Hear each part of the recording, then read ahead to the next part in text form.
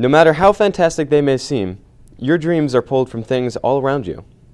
Every thought, sight, and sound comes from things in your day-to-day life.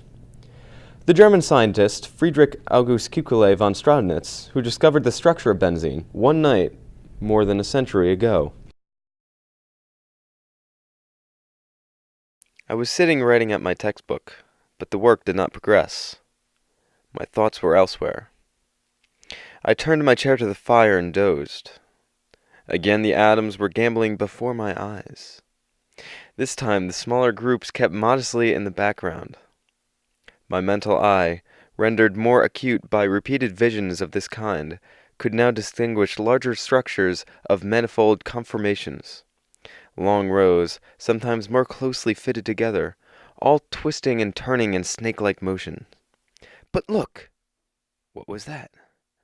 One of the snakes had seized hold of its own tail, and the form whirled mockingly before my eyes.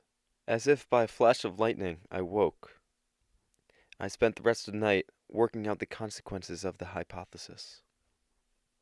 Friedrich August Kekulé von Staudenitz at Benzelfest, 1890.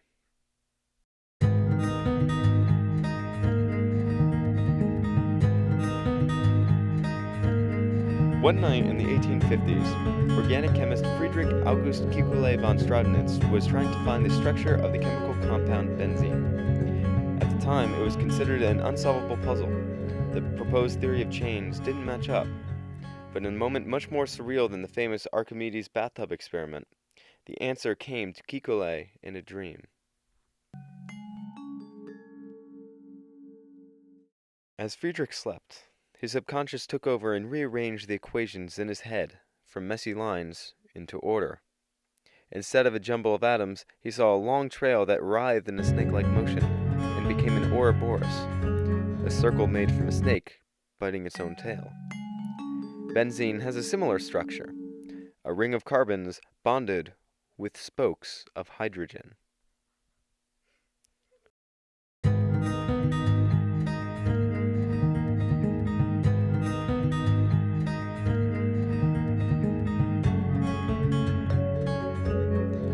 The Ouroboros symbol is mysteriously universal.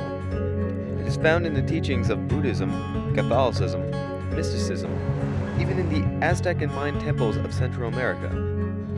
The sun is an unbroken circle and represents eternity or repetitive cycles, like the 4 seasons, life, death, and rebirth, even sleep cycles. Psychologist Carl Jung called the Ouroboros a representation of the dawn state of a person, and archetypal to the human psyche.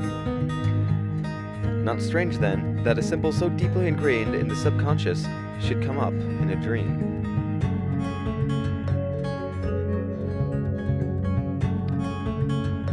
The subconscious mind is what processes what you see, hear, feel, and experience when you are awake, and reconstructs them into dreams. Everything that Kekulé had been thinking of during the day came into focus once his subconscious took control.